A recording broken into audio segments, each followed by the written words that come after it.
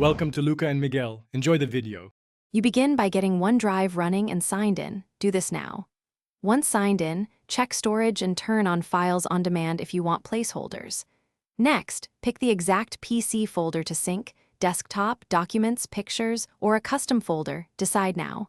Then open OneDrive settings and go straight to backup or account options to prepare that folder for syncing. This first step sets the path and permissions, so make sure it's the folder you actually use every day.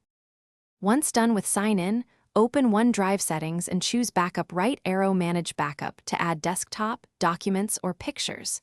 If you need a custom folder, either move it into your OneDrive folder or create a symbolic link. This keeps the original path while syncing. Make sure you allow OneDrive to index and upload. You'll see syncing icons in File Explorer. If you enable Files on Demand, placeholders save drive space while full files download on access. So balance space versus availability. Complete the process by verifying the cloud and checkmark icons in File Explorer and confirm OneDrive shows files up to date in the system tray. If you hit conflicts, rename the local copy or restore from OneDrive version history. This prevents accidental overwrite. If syncing stalls, pause and resume or sign out and sign back in. That often forces a reindex.